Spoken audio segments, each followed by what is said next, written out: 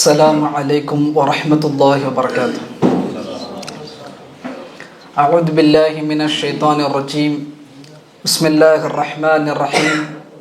الحمد لله رب العالمين، والصلاة والسلام على أشرف الأنبياء والمرسلين نبينا محمد وعلى آله وأصحابه ومن تبعهم بإحسان إلى يوم الدين. أما بعد. اللهم رب اشرح لي صدري ويسر لي أمري واحلل عقدة من لساني يفقه قولي. ربي زدني علما سبحانك لا علم لنا إلا ما علمتنا إنك أنت العليم الحكيم. அன்பார்ந்த எனதருமை இஸ்லாமிய உறவுகளே, அல்லாஹுடைய பேரருளால் பெரும் கிருபையினால் ஃபஜ்ருடைய தொழுகையை நிறைவு செய்துவிட்டு அல்லாஹ்வினுடைய மார்க்கத்தை கற்றுக்கொள்ளக்கூடிய ஒரு அருமையான சூழலை அல்லாஹ் சுப்ஹானஹு வ தஆலா மீண்டும் நமக்கு வழங்கியிருக்கிறான். இது அல்லாஹ் சுப்ஹானஹு வ தஆலா வழங்கக்கூடிய மிக உன்னதமான அருள்கொடை. இந்த அருள்கொடைக்காக முதலாவதாக நம் அல்லாஹ்விடத்தில் நன்றி செலுத்திக் கொள்வோம். அல்ஹம்துலில்லாஹ். எல்லாம் அல்லாஹ் சுப்ஹானஹு வ தஆலா இந்த அருளை மௌத் வரை நமக்கு வழங்குவானாக.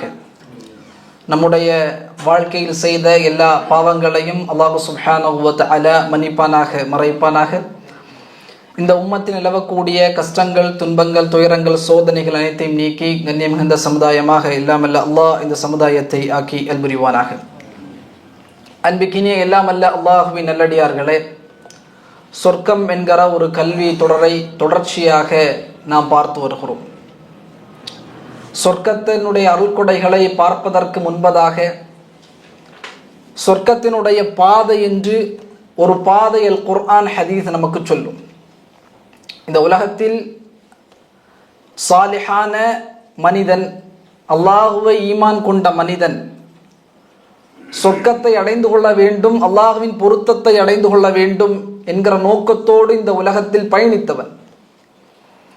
அந்த மனிதன் இந்த உலகத்தை விட்டு விடைபெறும் பொழுதே அல்லாஹ் சுப்ஹானஹு வ தஆலா மிக கண்ணியமான முறையில் அவனை அல்லாஹ் சுப்ஹானஹு வ தஆலா இந்த உலகத்தை விட்டு அவனுடைய வாழ்க்கையை அல்லாஹ் துண்டிப்பான். அவனுடைய மௌத்துடைய நேரம் வரும். அவன் வீட்டிலோ அல்லது மருத்துவமனையிலோ தன்னுடைய இருப்பை ஆக்கிக் கொள்வான். அவனுடைய அந்த இறுதி நேரம் வரும் பொழுது மலக்குகள் அவனுடைய கண்ணெட்டும் தூரம் வந்து அமர்ந்து கொள்வார்கள். ரஹ்மத்துனுடைய மலக்குகள், பீதுல் உஜூஹ் ரசூலுல்லாஹ் சொல்வார்கள், அந்த மலக்குகள் சூரியனை விட பிரகாசமாக இருப்பார்கள். யாரும் அதனை பார்க்க முடியாது. அவனை சுற்றி எந்த ஒரு அவனுடைய குடும்பத்தாராக இருந்தாலும் அந்த சூழலை பார்க்க முடியாது. அல்லாஹ் சுப்ஹானஹு வ தஆலா அவனுக்கு கண்ணுக்கென்று ஒரு திரையை அல்லாஹ் அமைத்திருக்கிறான். அந்த திரை அந்த நேரத்தில் அகற்றப்படும். அந்த ரஹ்மத்தினுடைய மலக்குகளை அவன் பார்ப்பான். அவனுடைய வக்து வந்த உடனே மலக்குல் மௌத் அவனுடைய தலைமாட்டில் வந்து அமர்வார்.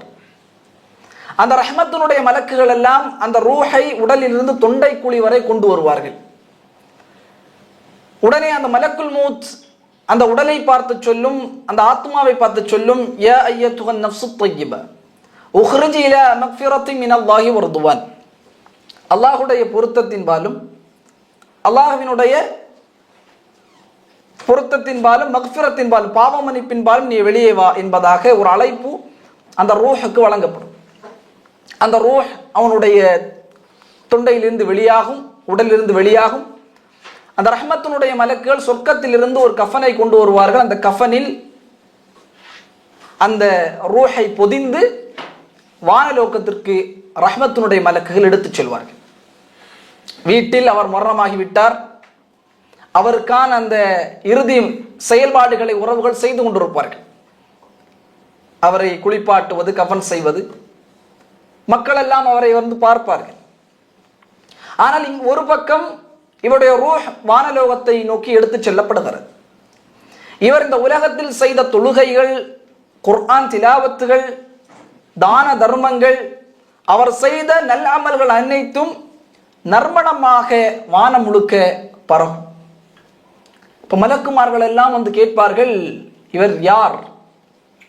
மன்ஹாதா, இவர் யார்? சொல்லப்படும், ஃபுலான் இப்னு ஃபுலான், ஃபுலான் இப்னு ஃபுலான், இன்னாருடைய மகன் இன்னாருடைய மகன் இன்னாருடைய மகன் என்று அந்த மலக்குகள் வானலோகத்தில் எவ்வளவு மலக்குகள் இருப்பார்கள். மூசா அலைஹிஸ்ஸலாத்து வஸ்ஸலாம் அல்லாஹ்விடத்தில் கேட்பார்கள், யா அல்லாஹ், வானத்தில் எத்தனை மலக்குமார்கள் இருக்கிறார்கள்? வானத்தில் எத்தனை மலக்குமார்கள்? அல்லாஹ் சொல்வான், அதல் துராப், மண். இந்த உலகத்தில் நீங்கள் மண்ணை எண்ணினால் உங்களால் எண்ண முடியுமா? அந்த அளவிற்கு மலக்குமார்களுடைய கூட்டம் வானலோகத்தை வியாபித்திருக்கிறது. ரசூல் ஸல்லல்லாஹு அலைஹி வஸல்லம் சொன்னார்கள், வானத்தில் ஒரு ஜான் இடம் கூட காலியாக இருக்காது. இல்லா மலக்கு வராக்கின் இல்லா மலக்கும் வசாஜித். ஒரு மலக் சஜிதாவில் இருப்பார், ஒரு மலக் ருக்கூஇல் இருப்பார். இப்ப எல்லா மலக்குகளும் அந்த ரூஹை வந்து பார்ப்பார்கள். அந்த நறுமணத்தை, அந்த நறுமணம் யாருடையது என்று கேட்பார்கள். இந்த உலகத்தில் அவன் பல்வேறு பெயர்களால் அழைக்கப்பட்டிருப்பான். அதைவிட மகத்துவமிக்க பெயர்களை கொண்டு மலக்குமார்கள் அழைத்து அல்லாஹ்வின் பால் அந்த ரூஹ் கொண்டு போடப்படும். அல்லாஹ் சுப்ஹானஹு வ தஆலா மலக்குகளுக்கு கட்டளையிடுவான், உக்துபு கிதாப அப்தி ஃபி இல்லியின். இல்லியின் என்கிற புத்தகத்தில் இந்த என்னுடைய அடிமை, என்னுடைய அடியானுடைய பெயரை நீங்கள் பதிவு செய்யுங்கள். இவனை மீண்டும் அவனுடைய கபரின் வாழ்க்கைக்கு எடுத்துச் செல்லுங்கள். இங்கே எல்லாரும் இறுதி மரியாதைகள், அவனுடைய ஜனாசாவை குளிப்பாட்டி கஃன் செய்து அவனை கொண்டு மையவாடிக்கு வருவார்கள். ரசூல் ஸல்லல்லாஹு அலைஹி வஸல்லம் சொன்னாங்க, நல்ல அந்த சாலிஹான அந்த மனிதர் சொல்லுவார், கத்திமூனி கத்திமூனி, என்னை விரைவுபடுத்துங்கள், என்னை விரைவுபடுத்துங்கள், சீக்கிரமாக கபரில் கொண்டு அடக்குங்கள். சொர்க்கவாதியை தவிர வேறு யாராலும் இந்த வார்த்தையை சொல்லவே முடியாது. ரசூலுல்லாஹ் சொன்னாங்க, மனிதனை தவிர வேறு எல்லாரும் அவருடைய அந்த வார்த்தையை செவிமடுக்கும், மனிதர்களையும் ஜின்களையும் தவிர. அப்போ அவரை மையவாடி கொண்டு வந்து அடக்கம் செய்வார்கள். அவருடைய உறவுகள் எல்லாம் பிரிந்து செல்வார்கள். காலடி சப்தத்தை கேட்கக்கூடிய ஆற்றலை அல்லாஹ் சுப்ஹானஹு வ தஆலா மன்னக அடங்கி இருக்கக்கூடிய அந்த மனிதனுக்கு அல்லாஹ் வழங்குவான். அவர்கள் சில எட்டுகள் அவருடைய குடும்பம் சென்றதற்கு பிறகு அல்லாஹ் சுப்ஹானஹு வ தஆலா 2 மலக்குகளை இறக்குவார். அந்த 2 மலக்கு பற்றி ரசூலுல்லாஹ் சொன்னார்கள், கருமை நிற மலக்குகள், அவருடைய கண்கள் எல்லாம் நீல நிறமாக இருக்கும். அந்த மலக்குகள் அந்த கபருக்குள்ளே இறங்கிய உடனே அவருடைய ஜனாசாவை தூக்கி அமர்த்தி விட்டு அவர்கள் அந்த சொர்க்கவாதி இடத்திலே எதுவும் பேச மாட்டார். எங்கே வருகிறீர்கள், எப்படி வருகிறீர்கள், எந்த பேச்சுமே கிடையாது. 3 அல்லது 4 கேள்விகள் ஹதீஸில் ரசூல் ஸல்லல்லாஹு அலைஹி வஸல்லம் சொன்னார்கள், மன் ரப்புக்க, உன்னுடைய இறைவன் யார்? ஒமா தீனுக்க, உன்னுடைய தீன், எந்த தீனில் இருந்தாய்? மா ஹாதா ரஜுல் லதி புஅஸ ஃபீக்கும், உனக்கு அனுப்பப்பட்ட இந்த மனிதர் யார்? நீ எந்த இல்மை கொண்டிருந்த இந்த உலகத்தில், இதை அறிவதற்கு உனக்கு எப்படி தெரியும்? அவரது சொர்க்கவாதிக்கு அல்லாஹ் சுப்ஹானஹு வ தஆலா தௌஃபீக் செய்வான். அல்லாஹ் தௌஃபீக் செய்யாமல் அந்த மனிதரால் அந்த வார்த்தைகளுக்கு பதிலளிக்க முடியாது. காரணம், இதுவே காஃபிருடைய பகுதியை ரசூல் ஸல்லல்லாஹு அலைஹி வஸல்லம் சொல்லும் பொழுது, ஃபாஜிர், ஃபாசிக், பாவி, அவன் இந்த உலகத்தில் ஒன்றை வணங்கி கொண்டிருப்பான். ஆனால் அவன் வணங்கக்கூடிய இறைவனை அந்த மன்னரையில் பேச முடியாது. மாறாக சொல்லுவான், லா அத்ரி, எனக்கு தெரியாது. அறிஞர்கள் சொல்லுவார்கள், அந்த இடத்தில் அல்லாஹ் தௌஃபீக் செய்யாமல் ரப்பி அல்லாஹ் தீனில் இஸ்லாம் முஹம்மது ரசூலுல்லாஹி ஸல்லல்லாஹு அலைஹி வஸல்லம் கரஅது கிதாபக் வ ஆமன்து வ ஸத்தக்து என்கிற பதிலை அந்த மனிதரால் சொல்ல முடியாது. அந்த மனிதர் அந்த பதில் சொல்லுவார். அல்லாஹ் அந்த மன்னரையிலேயே அவருடைய வார்த்தையை அல்லாஹ் உறுதிப்படுத்தி அல்லாஹ் வானலோகத்திலிருந்து சொல்வான், சதக அப்தி, என்னுடைய அடிமை உண்மையை கூறிவிட்டான். அவருக்கான அந்த சொர்க்க வாழ்வு என்பது மன்னரையிலிருந்து ஆரம்பமாகும். இங்கே உறவுகள் எல்லாம் கவலையோடு இருப்பார்கள், போயிட்டாரே என்கிற மனக்கவலையோடு இருப்பார்கள். மன்னரையில் அவருக்கு ரசூல் ஸல்லல்லாஹு அலைஹி வஸல்லம் சொன்னார்கள், அல்லாஹ் சொல்வான், சொர்க்கத்தினுடைய ஆடையை அனுபவியுங்கள், சொர்க்கத்தினுடைய வாசலை மன்னரையில் திறந்து வையுங்கள். அந்த சொர்க்கத்தினுடைய வாசலிலிருந்து நல்ல ஒரு குளுமையான நறுமணம் பொருந்திய அந்த காற்று மன்னரையை சூழ்ந்து கொள்ளும். சொர்க்கத்தினுடைய விரிப்பை அவனுக்கு விரியுங்கள். அவன் சொர்க்கத்தில் எந்த இடத்தில் இருப்பானோ அந்த இடத்தை காலையிலும் மாலையிலும் அவனுக்கு காண்பியுங்கள். சொர்க்கம், அதாவது மன்னரை 70க்கு 70 அவனுடைய பார்வை எட்டும் தூரம் மண்ணறை விசாலமாகும். அவர் அப்படி இருப்பார். அப்போ அவருடைய அருகாமையில் ஒரு அழகிய தோற்றத்தை கொண்ட ஒரு மனிதர், நற்செய்தியை சொல்லக்கூடிய வகையில் வரக்கூடிய ஒரு மனிதர் வருவார். அவர் கேட்பார், மன் அன்ட், நீ யார்? அன அமலுக்கு சாலிஹ், நீ செய்த நல்ல அமல். இந்த மன்னரை தனிமையுடைய வீடாக இருந்தாலும் உனக்கு துணையாக, உனக்கு பக்கபலமாக இந்த மன்னரை நான் இருப்பேன். இதையெல்லாம் பார்த்துவிட்டு மகிழ்ச்சியில் இதற்கான ஒரு வாழ்க்கை இந்த உலகத்தில் வாழ்ந்தவர், இந்த உலகத்தில் சொர்க்கம், அல்லாஹ்வின் பொருத்தம், கண்ணியத்திற்காக இந்த உலகத்தில் வாழ்ந்த அடியான் அப்படி மகிழ்ச்சியில் சொல்லக்கூடியவனாக சொல்லுவான், யா ரப்பி அகிம் ஸாஅ, மறுமை ஏற்படுத்தியா அல்லாஹ் என்பதாக கேட்பான். எனக்கு நீ மறுமை ஏற்படுத்த வேண்டும், நான் இப்பொழுதே சொர்க்கத்திற்குள்ளே நுழைய வேண்டும். ஏன்னா சொர்க்கத்தினுடைய இடத்தை காலையிலும் மாலையிலும் அவன் எந்த இடத்தில் இருப்பானோ அந்த இடம் மண்ணறையில் அவனுக்கு காண்பிக்கப்படும். அல்லாஹ் சுப்ஹானஹு வ குர்ஆனில் ஃபிரௌனுக்கு அவன் செல்ல இருக்கிற இடத்தை காலையிலும் மாலையிலும் அல்லாஹ் காண்பிக்கிறான் என்பதாக குர்ஆன் பதிவு செய்கிறார். இப்ப சொர்க்கவாதி அவனுடைய சொர்க்கத்தின் இடத்தை பார்த்த வண்ணம் மகிழ்ச்சியாக இருப்பான். மலக்குகள் சொல்வார்கள், புது மணமகனை போன்ற உன்னுடைய உறக்கத்தை நீ மண்ணறையில் ஆக்கிக்கொள். எந்த கவலையும் இல்லை, எந்த பிரச்சனையும் இல்லை, எந்த விதமான சோதனைகள் இதற்கு பிறகு உனக்கு இல்லை. மறுமை எதிர்நோக்கி அல் பஅத பஅதல் மௌத், மௌத்துக்கு பிறகு எழுப்பப்படக்கூடிய நாள், அரசாத்துல் கியாமா, யௌமுல் ஹாக்கா, யௌமுல் கியாமா, அந்த நாளை எதிர்நோக்கி நிம்மதியாக உறங்கி விசாரணை எதிர்பார்த்து அவர் அல்லாஹ் நாடுகின்றவரை மன்னரை வாழ்க்கையில் எந்த விதமான கஷ்டங்களும் இன்னல்களும் இல்லாமல் இந்த சொர்க்கவாதி ராஹத்தாக வாழ்வார். அல்லாஹ் சுப்ஹானஹு வ தஆலா அதற்கு பிறகு அவன் நாடும் பொழுது இந்த உலகத்தை அழிப்பான். முதல் சூர் ஊதப்படும், எல்லா மனிதர்களும் மூத்தாகுவார்கள், மலக்குகள் மௌத்தாகும், ஜின்கள் மௌத்தாகும், விலங்குகள் மௌத்தாகும், எல்லாம் மௌத்தாகும். முதல் சூர். இரண்டாவது சூர் ஊதப்படும். அல்லாஹ் சுப்ஹானஹு வ தஆலா இதை போன்று வேறொரு உலகத்தை அல்லாஹ் படைப்பான். அந்த படைக்கக்கூடிய அந்த உலகம் என்பது மிக விசாலமாக இருக்கும். இரண்டாவது சூர் ஊதப்படும். மனிதர்கள் எல்லாம் அப்படியே அவங்களுடைய கபர்கள் பிளக்கப்பட்டு அப்படியே எழுதுவார்கள். ரசூல் ஸல்லல்லாஹு அலைஹி வஸல்லம் சொன்னார்கள், அந்த கியாமத், அந்த மறுமை எப்படி இருக்கும்? மஹ்ஷர் வெள்ளை பாலை போன்று, ரொட்டியை போன்ற வகையில், எந்த செடி கொடிகளும் எந்த மரங்களும் கட்டிடங்களும் இல்லாத வகையில் அந்த மஹ்ஷர் இருக்கும். காரணம், அல்லாஹ் வருவான், அல்லாஹ்வின் அர்ஷ் வரும், மலக்குகள் வருவார்கள். நான் சொன்னேன், அதது துராப், ஒரு மண்ணை எண்ண முடியுமா? அந்த அளவிற்கான மலக்குகள் அந்த மறுமை நாள் இறங்குவார்கள் என்று சொன்னால் எந்த அளவிற்கு அந்த மஹ்ஷர் விசாலமாக இருக்கும், எவ்வளவு விசாலமாக இருக்கும். இப்ப மனிதர்கள் எழும்புவார்கள் நிர்வாணமாக, ஹத்னா செய்யப்படாமல், செருப்பு இல்லாமல், ஆடை இல்லாமல் மனிதர்கள் அவர்களுக்கு தகுந்தவாறு எழும்புவார்கள். எழும்பி அவர்கள் நடக்கும் பொழுதே அல்லாஹ் சுப்ஹானஹு வ தஆலா சூரியனை படைத்து ஒரு மைல் தூரம் கொண்டு வந்து விடுவான்.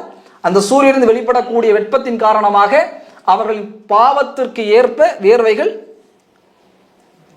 வெளியாகிக் கொண்டே இருக்கும். அந்த நேரத்தில் அல்லாஹ் சுப்ஹானஹு வ தஆலா இந்த சொர்க்கவாதிகளை கண்ணியப்படுத்துவதற்காகவே அவனுடைய அர்ஷின் நிழலை அல்லாஹ் சுப்ஹானஹு வ தஆலா 7 கூட்டத்தார்களுக்கு அல்லாஹ் வழங்குவான். 7 கூட்டத்தார் மறுமையில் மிக கண்ணியவான்கள். வெப்பத்தில், சூரியனுடைய வெப்பத்தில் திளைத்து கொண்டிருக்கக்கூடிய மக்கள் இத்தகைய மக்களை பார்த்து வியப்பார்கள். யார் இந்த மக்கள்? இவ்வளவு கண்ணியம், அர்ஷின் நிழலில் நிம்மதியாக தங்களுடைய அமர்வை அல்லாஹ்வுடைய விசாரணை எதிர்நோக்கியவர்களாக, எந்த பிரச்சனையும் இல்லை அவருக்கு. அந்த நிழலில் தங்களை அவர்கள் ஆக்கிக் கொள்கிறார்கள். ரசூல் ஸல்லல்லாஹு அலைஹி வஸல்லம் ஒரு மூச்சில் ஹதீஸை கொண்டு வந்தார்கள். சபஅத்துன் யுதில்லுஹுமுல்லாஹு ஃபீ தில்லிஹி யௌம லா தில்ல இல்லா தில்லுஹு.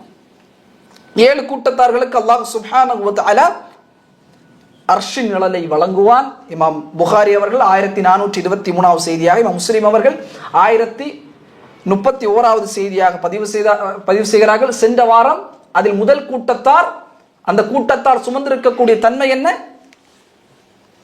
தன்மை என்ன? அல் இமாமு அல் ஆதில், நேர்மையான தலைவர், நேர்மையான அமீர், நேர்மையான குடும்ப தலைவன், நேர்மையான குடும்ப தலைவி, நேர்மையான பணியாள், நேர்மையான பணியமர்த்தக்கூடிய மேலாளர். இப்படி நேர்மையாக பொறுப்புகள் வழங்கப்பட்டு அதில் நேர்மையும் அந்த பொறுப்பினுடைய ஹக்கை முழுமைப்படுத்திய மக்களுக்கு அல்லாஹ் சுப்ஹானஹு வ தஆலா அவர்கள் எழுப்பப்பட்ட உடனே அல்லாஹ்வினுடைய அர்ஷ் அவர்களை சூழ்ந்து கொள்ளும். அதில் முதலாவதாக சென்ற வாரம் இமாம் ஆதில் என்பவரை, இந்த கூட்டத்தாருடைய பண்பை பார்த்தோம். இரண்டாவதாக ரசூலுல்லாஹி ஸல்லல்லாஹு அலைஹி வஸல்லம் அவர்கள் சொல்கிறார்கள், இரண்டாவது கூட்டத்தார் அவர்கள் சுமந்திருக்கக்கூடிய பண்பு வஷாபுன், வாலிபர்கள், நஷா ஃபி இபாதத்தி ரப்பிஹி, அவர்கள் தங்களுடைய வாலிப பருவத்தை அல்லாஹ்வினுடைய பாதையில் கழித்த வாலிபர்கள். அல்லாஹ்வினுடைய பாதையில் வாலிப பருவத்தை கழித்த வாலிபர்களுக்கு அல்லாஹ் சுப்ஹானஹு வ தஆலா அவனுடைய அர்ஷின் நிழலை வழங்குவான். இவர்கள்தான் இரண்டாவது கூட்டத்தார். அல்லாஹ்வின் தூதர் ஸல்லல்லாஹு அலைஹி வஸல்லம் பிரத்யேகமாக வாலிபர்களை அல்லாஹ் மறுமையில் கண்ணியப்படுத்துவான். வாலிபர்களுடைய வயது என்ன? நம்மை பொறுத்தளவிற்கு வாலிபர்களுடைய வயது என்றால் 25 வயது வரை தான் வாலிபர்கள். திருமணம் முடித்து விட்டால் அவர் வாலிபர் இல்லை, அங்கிள், அப்படித்தானே? ஆனால் அல்லாஹ்வின் மார்க்கம் வாலிபம் என்கிற பருவத்தினுடைய வயதாக அல்லாஹ்வின் மார்க்கம் ஆக்குவது 40 வயது வரை. 40 வயது வரை வாலிப பருவம் தான், 25 வயது வரை அல்ல. அவருடைய சிந்தனை தெளிவாகியதற்கு பிறகு அதிலிருந்து இமாம் முஹம்மது இப்னு சாலிஹ் அல் உஸைமீன் ரஹிமஹுல்லாஹ் சொல்கிறார்கள், 15 வயதிலிருந்து 40 வயது வரை இப்னு உஸைமீன் ரஹிமஹுல்லாஹ் சொல்கிறார்கள் வாலிப பருவம் தான். அந்த பருவத்தை அல்லாஹ்வுக்காக, அல்லாஹ்வின் தூதர் வழிமொழிந்த வாழ்க்கைக்காக பயன்படுத்தக்கூடியவர், அவருக்கு அல்லாஹ் சுப்ஹானஹு வ தஆலா அர்ஷ் நிழலை வழங்குவான். இப்ப 40 வயது வரை, 15லிருந்து 40 வயது, கிட்டத்தட்ட 25 ஆண்டுகள். இதை எதில் பயன்படுத்த வேண்டும்? இந்த வயதை தொழுகையில், குர்ஆன் ஓதுவதில், அல்லாஹ்வை திக்ரு செய்வதில், மார்க்க கல்வி தேடுவதில். மார்க்க கல்வி, அல்லாஹ்வினுடைய மார்க்க கல்வியை தேடுவதில், அல்லாஹ்வினுடைய மார்க்கம் இந்த மண்ணிலே வேரூன்றுவதற்கான உதவிகளை செய்வதில். சாதாரணமல்ல, அந்த கூட்டத்துக்கு வரமாட்டார்கள். அல்லாஹ்வினுடைய மார்க்க கல்வியை தேடக்கூடியவர்கள் பெரும்பான்மையாக அந்த மறுமை நாளில் அந்த மஹ்ஷருடைய அந்த அர்ஷின் நிழலில் கீழாக இருப்பார்கள். மார்க்க கல்வி 40 வயது வரை தேடக்கூடிய மக்களை அல்லாஹ் சுப்ஹானஹு வ தஆலா கண்ணியப்படுத்துவான். அதனால இந்த வாலிப பருவம் அல்லாஹ் சுப்ஹானஹு வ தஆலா குர்ஆனில் எந்த இடத்திலெல்லாம் நபிமார்களுடைய வரலாற்றை சொல்கிறானோ அந்த இடத்தை தொடர்ந்தே அவர் வாலிபராக இருந்தால் அல்லாஹ் அடையாளப்படுத்துவான். இவர் இவ்வளவு பெரிய ஒரு அந்தஸ்தை செய்திருக்கிறார். இப்னு அப்பாஸ் ரலியல்லாஹு தஆலா சொல்வார்கள், மா பஅத்தல்லாஹு நபியன் இல்லா ஷாப்பன், அல்லாஹ் சுப்ஹானஹு வ தஆலா எந்த நபியையும் எந்த சமூகத்திற்கும் அனுப்பவில்லை வாலிபராகவே தவிர. இப்னு அப்பாஸ் ரலியல்லாஹு சொல்கிறார்கள், எப்படி இப்ராஹிம் அலைஹிஸ்ஸலாத்து வஸ்ஸலாம் அந்த மக்கள் எல்லாம் அந்த ஊரை விட்டு வெளியேறுகிறார்கள் ஒரு ஃபெஸ்டிவலுக்காக. இப்ராஹிம் அலைஹிஸ்ஸலாம் அந்த ஊரிலே தங்குகிறார்கள். தங்கியதற்கு பிறகு எல்லா மக்களும் சென்றதற்கு பிறகு உள்ளே நுழைகிறார்கள். அவர் வணங்கக்கூடிய இந்த வணக்க இடத்திற்கு, இந்த சிலைகள் எல்லாம் வடித்து வைத்திருக்கக்கூடிய இடத்திற்கு உள்ளதாக நுழைகிறார்கள். நுழைந்து விட்டு அங்கு இருக்கக்கூடிய எல்லா சிலைகளையும் உடைக்கிறார்கள். உடைத்து விட்டு அங்கு இருக்கக்கூடிய பெரிய சிலையின் மீதாக அந்த கோடாரியை போட்டு விடுகிறார்கள். மக்கள் எல்லாம் முடித்து விட்டு வந்து பார்க்கிறார்கள், எல்லா சிலைகளும் உடைந்திருக்கிறது, பெரிய சிலை மட்டும் அப்படி நிற்கிறது. உடனே தான் யார் இதை செய்திருக்கிறார் என்று கேட்கும் பொழுது அந்த மனிதர்கள் பயன்படுத்திய வார்த்தையை அல்லாஹ் சுப்ஹானஹு வ தஆலா குர்ஆனில் சொல்கிறான். காலு, சூரா அன்பியாவுடைய 60வது வசனத்தில் அல்லாஹ் சொல்கிறான், காலு சமிஅனா, நாங்கள் கேட்டிருக்கிறோம், ஃபதன், ஒரு வாலிபனை நாங்கள் கேட்டிருக்கிறோம், ஃபதன், ஒரு வாலிபனை. அந்த வாலிபனுடைய பெயர் யுகால லஹு இப்ராஹீம், இப்ராஹீம். அவருடைய செயல், அந்த செயலை செய்தவன் யார்? அதையெல்லாம் பிரத்யோகமாக குர்ஆனில் அவர் வாலிபராக இருந்து இப்ராஹிம் இதை செய்தார். அல்லாஹ் குர்ஆனில் வாலிபனாக செய்யக்கூடிய அமல்களுக்கு அல்லாஹ்விடத்தில் மிகப்பெரிய அந்தஸ்து உண்டு. அல்லாஹ் குர்ஆன் பயன்படுத்தக்கூடிய வார்த்தைகள் என்பது ஒவ்வொன்றிற்கு பின்னதாகவும் மிகப்பெரும் செய்திகள் உள்ளடங்கி இருக்கும். இப்ப இப்ராஹிமுடைய செயல், அது செயல் மட்டுமல்ல, அல்லாஹ் அந்த வார்த்தையாக சொல்கிறார், அந்த வாலிபர் என்பதாக சொல்கிறார். இன்னும் நீங்கள் பாருங்க, சூரா கஹஃப் அல்லாஹ் சொல்கிறார், இன்னஹும் ஃபித்யத்துன், அவர்கள் சில வாலிபர்கள், ஆமனு, அல்லாஹ்வை ஈமான் கொண்டார்கள். அவர்களை அல்லாஹ் மனிதர்கள் என்று பயன்படுத்தவில்லை. அந்த வாலிபத்திற்கான ஒரு மிக பெரும் கண்ணியம் என்பது அவர்களிடத்தில் இருக்கும். பல்வேறு வரலாறுகளை நாம் பதிவு செய்யலாம் வாலிபர்களுடைய சம்பவங்களை பொறுத்தளவிற்கு. அதில் மிக முக்கியமாக நாம் கவனிக்கப்பட வேண்டிய ஒரு வரலாறு தான் இமாம் புகாரி ரஹிமஹுல்லாவுடைய வரலாறு. இமாம் புகாரி ரஹிமஹுல்லா சிறு வயதிலிருந்து அவருக்கான மிக பெரும் ஈர்ப்பு என்பது ஸஹீஹாக ஹதீஸ்களை நாம் திரட்ட வேண்டும். இன்னைக்கு ஸஹீஹுல் புகாரி நாம் வைத்திருக்கிறோம் அல்லவா?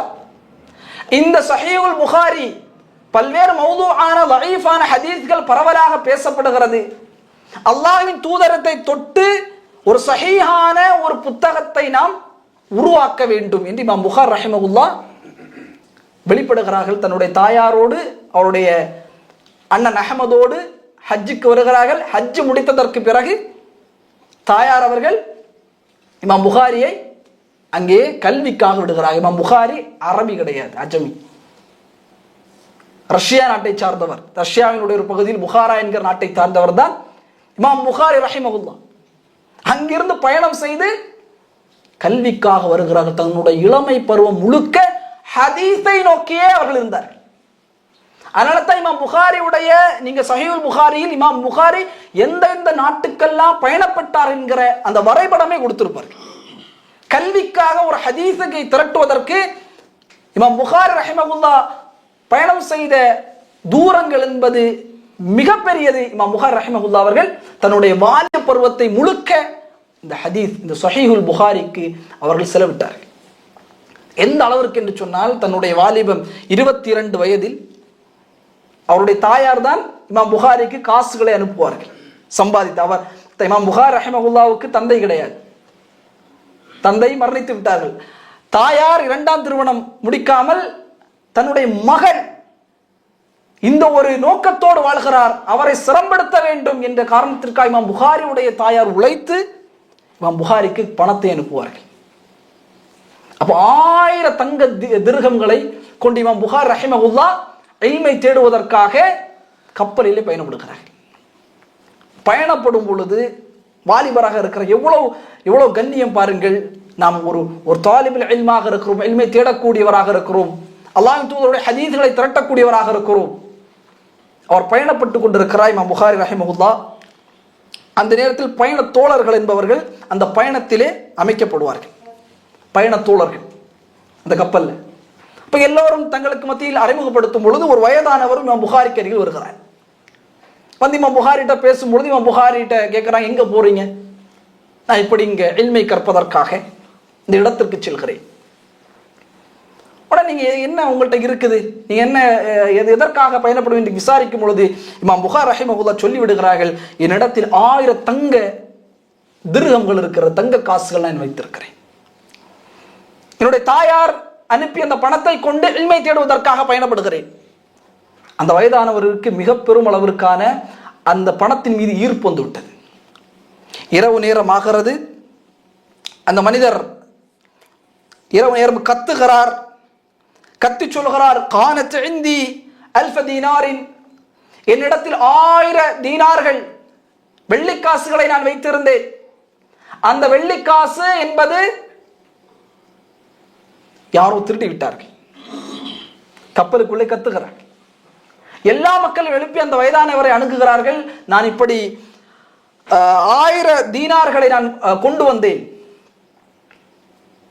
உன்னை எல்லாரும் தேடும் பொழுது இமாம் புகாரி ரஹிமஹுல்லாஹ் தெரிகிறது அவருடைய சூழ்ச்சி. இவன் கேட்குகிறான், ஏதோ இவன் முயற்சி செய்கிறான் என்று சொல்லி 1000 தீனார் தூக்கி கடலுக்குள்ளே போட்டு விட்டார். இமாம் புகாரி ரஹிமஹுல்லாஹ் தன்னுடைய உணவுக்கு, தன்னுடைய இருப்பிடத்திற்கு, தன்னுடைய இல்முக்காக செலவுக்கு வைத்த பணம் ஒரு மத சூழ்ச்சியாக அதை தன்வகப்படுத்த வேண்டும் என்ற காரணத்திற்காக வேண்டி கத்துகிறார். இமாம் புகாரி தூக்கி கடலுக்குள்ளே போட்டு விடுகிறார். எல்லா மக்களையும் பார்க்கிறார்கள், தேடி பார்க்கிறார்கள். யாருடைய கையிலும் காசுகள் இல்லை. எல்லாரும் மீண்டும் திரும்ப தூங்க செல்கிறார்கள். அந்த வயதான இமாம் புகாரி ரஹிமஹுல்லாஹ் இடத்தில் வருகிறான். வந்து சொல்கிறான், வாலிபா, நான் செய்த சூழ்ச்சி என்பது உனக்கு தெரிந்துவிட்டது. நீ பகலில் தான் இடத்தில் 1000 தீனாரை காட்டினாய். ஆனால் இப்பொழுது தேடி பார்க்கும் பொழுது இடத்தில் இல்லையே. உடனே இமாம் புகாரி ரஹிமஹுல்லாஹ் சொல்லுவாங்க, யா ஜஹில், ஓ முட்டாளே, நான் அததிரி அன்னனி, உனக்கு தெரியாதா நான் யார் என்று? அல்லாஹ்வின் தூதர் ஸல்லல்லாஹு அலைஹி வஸல்லம் அவருடைய ஹதீஸை தொகுப்பதற்கு வாழ்க்கை அர்ப்பணித்தவன் நான்.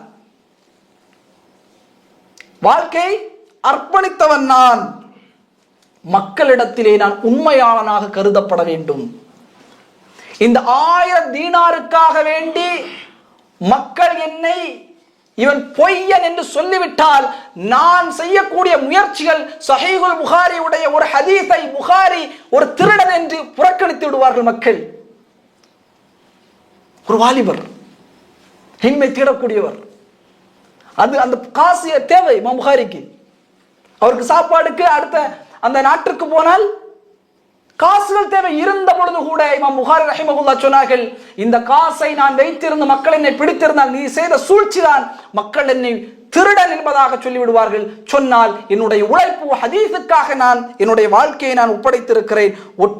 ஒட்டுமொத்தமாக மனிதர்கள் இமாம் புகாரி ஒரு பொய்யர் என்பதாக என்னை சொல்லிவிடுவார் என்பதாக நான் அதை கடலில் தூக்கி போட்டேன் என்பதாக இமாம் புகாரி அந்த வயதானவரிடம் சொல்லும் பொழுது அவர் ஆச்சரியமாக அவர் சொல்லுவார், இவ்வளவு ஒரு நோக்கத்தில் உறுதி கொண்டவரா என்று ஆச்சரியமாக புலம்பிக் கொண்டு அந்த வயதானவர் சென்றார் என்பதாக இமாம் புகாரியுடைய வரலாற்றிலே இந்த செய்தியை நாம் பார்க்க முடியும். அன்பிக்கினே இல்லாமல் அல்லாஹ்வின் நல்லடியார்களே, ஒரு வாலிபன் எவ்வளவு கண்ணியமாக தக்குவா, ஒரு தொலபல் இல்மை தேடக்கூடியவனாக, அகலாக்கில் நற்குணம் சிறந்தவனாக, அதபில் ஒழுக்கங்களிலே சிறந்தவனாக, அமலில் சிறந்த மனிதனாக இருக்க வேண்டும். 40 வயது வரை அவனிடத்தில் தக்குவா, இறையச்சம் ஒரு வாலிபனிடத்திலே முழுமையாக இருக்க வேண்டும். இரண்டாவதாக இல்மை தேடக்கூடிய ஒரு பண்பு அவனிடத்தில் இருக்க வேண்டும். மூன்றாவதாக அஹ்லாக், நற்குணம் என்பது அவனிடத்தில் இருக்க வேண்டும். நாலாவதாக அதப், ஒழுக்கம் அவனிடத்தில் இருக்க வேண்டும். ஐந்தாவதாக அமல் அவனிடத்தில் இருக்க வேண்டும். ஒரு வாலிபன் தன்னுடைய வாலிப பருவத்தை அல்லாஹ்வுக்காக அவன் அந்த பாதையில் வணக்க வழிபாட்டிற்காக அளித்தான் என்று சொன்னால் அல்லாஹ் சுப்ஹானஹு வ தஆலா நாளை மறுமையில் அர்ஷ் நிழலை அல்லாஹ் கொடுப்பான். ரொம்ப ரொம்ப கவனமாக எடுக்க வேண்டிய ஒன்று சகோதரர்களே. ஏன்னா பிரத்யேகமாக அல்லாஹ் இந்த வயதை குறித்து கேள்வி கேட்பான். இந்த வயதினுடைய நேரங்கள் எந்த அளவிற்கு நம்மிடத்தில் வீணடிக்கப்படுகிறது. இந்த வாலிப பருவம் மார்க்கத்துக்கு உழைக்க வேண்டிய வயது. மார்க்கத்திற்கு உழைக்க வேண்டிய எவ்வளவு சொகுசான வாழ்க்கைகளை சஹாபாக்கள் முஹாஜிர்கள் சொகுசான வாழ்க்கை இருந்த பொழுது கூட இந்த அல்லாஹ்வினுடைய இந்த மார்க்கத்தின் செய்தி வருகிறது, ஏகத்துவ செய்தி வருகிறது, ஒட்டுமொத்தமாக அதிலிருந்து வெளியேறினார்கள். சொல்ல முடியுமா? தன்னுடைய நிலங்கள், தங்களுடைய வீடுகள், வாசல்கள், உடைமைகள் எல்லாவற்றையும் விட்டுவிட்டு ஹிஜ்ரத் செய்தார்கள். அவர்கள் விட்டுவிட்டு வந்த எல்லா அவர்களுடைய சொத்துகளையும் ஒட்டுமொத்தமாக கைப்பற்றியவர்கள் யார்? குறைஷி காஃபிர்கள். மார்க்கத்திற்காக தங்களுடைய நேரத்தை கொடுத்தார்கள் சகோதரர். ரொம்ப ரொம்ப ரொம்ப முக்கியம். இந்த நேரம் வீணடிப்பு வாலிபர்களுக்கு மத்தியில், குறிப்பாக இன்றைக்கு திரைப்படங்கள் 3 மணி நேரம் 4 மணி நேரம் வீணடிக்கப்படக்கூடிய நேரங்கள். அதனால தான் அரபியில் சொல்லுவார்கள் அல் வக்து யம்திய ஸரீஅன், வேகமாக நேரம் சென்றுவிடும். இப்னு கய்யிம் ரஹிமஹுல்லாஹ் சொல்வார்கள், நேரத்தை வீணடிப்பது என்பது மௌத்தை விட மிக கடுமையான ஒன்று. காரணம், நேரத்தை வீணடிப்பது அல்லாஹுவையும் மறுமையும் விட்டு உன்னை வீணடித்து விடும், தொலைவாக்கி விடும். மௌத் என்பது உலகத்தை விட்டும் உன்னுடைய குடும்பத்தை விட்டும் உன்னை துண்டித்து விடும். ரொம்ப முக்கியம். அதனால்தான் அறிஞர்கள், நீங்கள் அல்லாஹுடைய பாதையில் கொடுப்பதிலேயே சிறந்தது என்று அவரிடத்தில் கேள்வி கேட்கும் பொழுது பெரும்பாலும் அறிஞர் சொன்னது வக்த், நேரம். நீங்கள் காசு கூட சம்பாதித்து 10 வருஷம் நீங்கள் சதக்காவே செய்யவில்லை என்றால், 10 வருஷம் சதக்காவே செய்யவில்லை என்றால் 11ஆம் வருஷம் சம்பாதித்து அதை கொடுக்கலாம். ஆனால் நேரங்கள் கழிந்து விட்டால், அதனால தான் ஆங்கிலத்திலே சொல்லுவார்கள் டைம் இஸ் நாட் ரீஃபண்டபிள். நேரம் என்பது ரீஃபண்ட் ஆகாது, பண்ண மாட்டாங்க. நேரம் திரும்பி எடுக்க முடியுமா? அறிஞர்கள் கவலைப்பட்ட ஒன்று, நேரம் மட்டும் கடை வீதிகளிலே விற்குமானால் வாங்கக்கூடியதில் முதல் வரிசையில் நாங்கள் நின்றிருப்போம் என்பதாக சொல்வார்கள். அப்ப இந்த வாலிப பருவம் எதற்காக? அல்லாஹ்வுக்காக.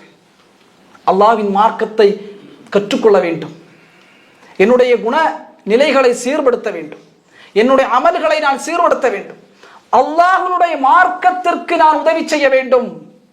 அன்சாரிகள் இன்ஷா அல்லாஹ் பின்னாளில் நாம் சாபிகூன் சொர்க்கவாதிகள் முற்பட்டவர்களில் வரக்கூடிய அன்சாரிகள் எந்த அளவிற்கு இந்த சொர்க்கத்தின்பால் ஈர்க்கப்பட்டார்கள், அவருடைய தியாகங்கள் என்ன, இன்ஷா அல்லாஹ் பின்னால் இந்த வகுப்பில் நாம் பார்க்க இருக்கிறோம். அப்ப இந்த வாலிப நேரங்கள், இந்த வாலிப பருவத்தின் நேரத்தை சரியான முறையிலே பயன்படுத்த வேண்டியவர்களாக நாம் இருக்க வேண்டும்.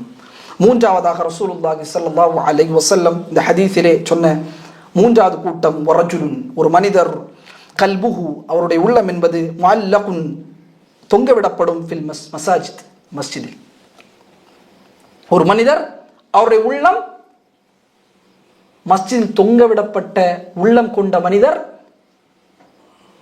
அவரை அல்லாஹ் சுப்ஹானஹு வ தஆலா அவர் எழுப்பப்பட்ட உடனேயே அர்ஷின் நிலையிலே அல்லாஹ் கொடுப்பார். யார் இவர்? வீட்டில் இருப்பார், ஆனால் அவருடைய உள்ளம் எல்லாம் மஸ்ஜிதில் இருக்கும். மஸ்ஜிதோடு அதிகம் நேசம் கொண்டவராக இருப்பார். யானி தொழுகையில் மிக நேசம் கொண்டவராக இருப்பார். அதிலும் ஜமாஅத்தினுடைய தொழுகை, அந்த தொழுகையில் மிக நேசம் கொண்டவராக இருப்பார். லுஹர் முடித்துவிட்டு வீட்டுக்கு வந்தால் அசர் எப்பொழுது வரும் என்கிற மனோநிலைமை ஒருவருக்கு வருமானால், நான் பள்ளிக்கு போக வேண்டும், அசருடைய தொழுகை தொழ வேண்டும் என்கிற மனோநிலைமை வருமானார், இன்ஷா அல்லாஹ் அவர் மின் அஹ்லி தில்ல, அந்த நிழல் பெறக்கூடிய கூட்டத்தில் ஒருவர். ஜமாஅத்துடைய தொழுகை, குறிப்பாக தொழுகை ஜமாஅத்தோடு நிறைவேற்றக்கூடிய மக்கள், தங்களுடைய உள்ள மஸ்ஜிதிலே தொங்கவிடப்பட்ட மக்கள் என்பதாக அறிஞர்கள் இதற்கு விளக்கம் சொல்வார்கள். ரொம்ப முக்கியம். ரசூலுல்லாஹி ஸல்லல்லாஹு அலைஹி வஸல்லம் சொன்னார்கள், இமாம் புகாரி ரஹிமஹுல்லாஹ் 477வது செய்தியாக இந்த செய்தியை பதிவு செய்கிறார்கள். அபூ ஹுரைரா ரலியல்லாஹு தஆலா அறிவிக்கின்றார்கள், ஸலாத்துல் ஜமீஅ், ஜமாஅத்தாக தொழக்கூடிய தொழுகை, தஸீது அலா ஸலாத்திஹி ஃபி பைத்திஹி வ ஸலாத்திஹி ஃபி சூக்கிஹி, வீட்டில் தொழுவதை விட மார்க்கெட்டில் தொழுவதை விட சிறந்தது. எதை விட என்று சொன்னால் 25 மடங்கு சிறந்த தரஜாவை அது பெற்றுத்தரும். நீங்கள் வீட்டில் தொழுகிறீர்கள் அல்லது உங்களுடைய கடை வீதியில் தொழுகிறீர்கள் என்றால் ஒரு தரஜா தான்.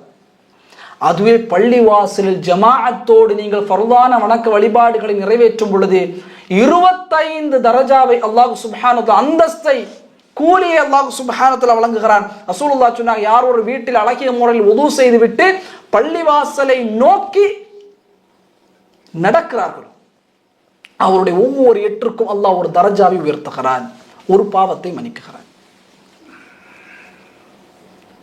இந்த ஹதீஸை கேட்ட உடனே அன்சாரிகளுக்கு ஆசை வந்துவிட்டது.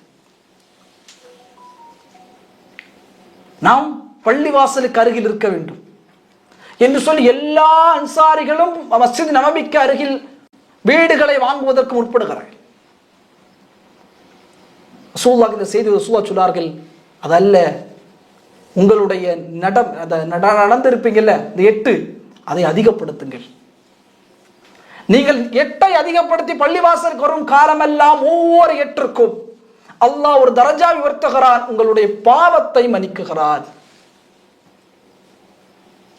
ரசூலுல்லாஹி ஸல்லல்லாஹு அலைஹி வஸல்லம் செய்தியை நமக்கு சொன்னாங்க. 3வது கூட்டம் மஸ்ஜிதில் உள்ளங்கள் தொங்கிவிடப்பட்ட மனிதர்கள் அல்லாஹுவால் அந்த மறுமை நாளில் நிழல் கொடுக்கப்படுவார்கள். 4வது மிக முக்கியமான ஒரு கூட்டம், அவர் சுமந்திருக்கக்கூடிய பண்புதான் ரஜுலானி, 2 மனிதர்கள் தஹாப்ப ஃபில்லா, அல்லாஹ்வுக்காக நேசம் கொண்ட 2 மனிதர்கள். இந்த உலகத்தில் நேசம் என்பது அல்லாஹ் வழங்குவது, ரிஸ்க், ரிஸ்குல் பாத்தின் என்பதாக சொல்வார்கள். மறைவாக அல்லாஹ் கொடுக்கக்கூடிய ரிஸ்க் தான் நேசம். என்னுடைய மனைவி என்னை நேசிப்பது அது ரிஸ்க். என்னுடைய பிள்ளைகள் என்னை நேசிப்பது ரிஸ்க். என்னுடைய நண்பர்கள் என்னை நேசிப்பது ரிஸ்க். சாதாரணமாக நாம் யாரையும் நேசிக்க முடியாது. அல்லாஹ் ஸல்லல்லாஹு அலைஹி வஸல்லம் சொன்னார்கள், உங்களில் யார் யாரை நேசித்தாலும் அந்த நேசம் யாருக்காக இருக்க வேண்டும்? அல்லாஹ்வுக்காக இருக்க வேண்டும். என் மனைவியை நான் நேசிக்கிறேன் என்று சொன்னால் என் மனைவி என்றல்ல, நான் உன்னை அல்லாஹ்வுக்காகத்தான் நேசிக்கிறேன். அப்படி நேசங்களை உண்டாக்கக்கூடிய மனிதர்களுக்கு அல்லாஹ் சுப்ஹானஹு என்ன செய்வான்? அர்ஷ் நிழலை கொடுப்பான், நேசம் வைப்பான். அந்த நேசத்தின் பின்னால் நான் இவரை நேசிப்பது அல்லாஹ்வுக்காக மட்டும்தான். என்னுடைய பிள்ளைகள் நான் பெற்றெடுத்த பிள்ளை என்பதற்காக அல்ல, இவர்களை நான் நேசிப்பது அல்லாஹ்வுக்காக. என்னோடு பயணிக்கக்கூடிய நண்பர்கள் இவர்களை நேசிப்பது அல்லாஹ்வுக்காக. என்னோடு பணிபுரியக்கூடிய என்னுடைய தோழர்கள் அவர்களை நேசிப்பது அல்லாஹ்வுக்காக. என்னுடைய தனிப்பட்ட நேசம் அல்ல.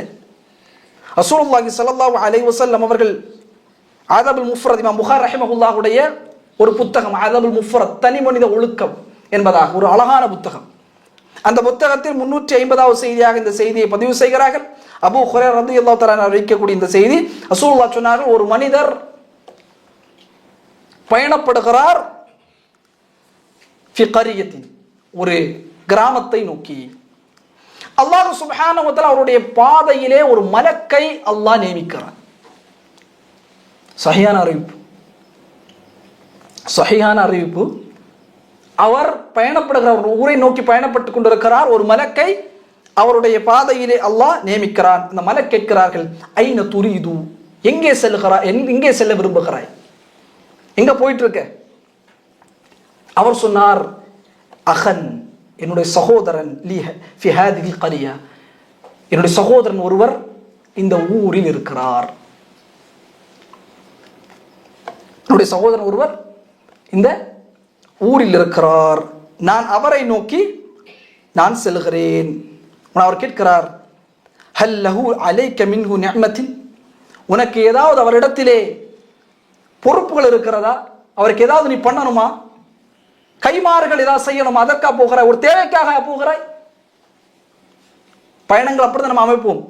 ஒரு இடத்தில் இன்னொரு இடத்துக்கு பயணப்படுகிறோம் என்று சொன்னால் ஒரு தேவையை மையப்படுத்தி தான் பயணப்படுவோம். அந்த மலக் கேட்கிறார், என்ன உங்களுடைய நோக்கம், பயணத்தின் நோக்கம் என்ன? ஏதாவது உங்களுக்கு தேவைகள் இருக்கிற அவரிடத்தில்? கால், அவர் சொன்னார், லா ஃபஇன்னி, நிச்சயமாக நான் உஹிப்புஹு ஃபில்லாஹ், அல்லாஹ்வுக்காக அவரை நேசிக்கிறேன். அல்லாஹ்வுக்காக எந்த விதமான தேவைகளும் கிடையாது. அல்லாஹ்வுக்காக நான் இந்த மனிதரை நேசிக்கிறேன், என்னுடைய சகோதரனை நேசிக்கிறேன், அவரை பார்ப்பதற்காக நான் செல்கிறேன். கால, அந்த மலக்கு சொன்னான், ஃபஇன்னி ரசூலுல்லாஹ், நான் அல்லாஹ்விட புறத்தில் அனுப்பப்பட்ட தூதர், ரசூல். அல்லாஹ் உன்னை நேசிக்கிறான். நீ எப்படி அல்லாஹ்வுக்காக அவரை நேசிக்கிறாயோ அல்லாஹ் சுப்ஹானஹு வ தஆலா அவனும் உன்னை நேசிக்கிறான். எவ்வளவு பெரிய அந்த ஹதீஸ். என்னுடைய சகோதரன், என்னுடைய சகோதரி, என்னுடைய நண்பன், அவரை நான் நேசிக்கிறேன். அல்லாஹ்வுக்காக நான் அவரை நேசித்து நான் பயணப்படும் காலமெல்லாம் அல்லாஹ்வினுடைய நேசம் என் மீது இருக்கும். ஆனால் இன்றைய சமூகத்தில் பார்க்கிறோம், இரத்த உறவுகள், குறிப்பாக அண்ணன் நோய்வாய்ப்பட்டிருப்பார், பார்க்கவே போக மாட்டார்.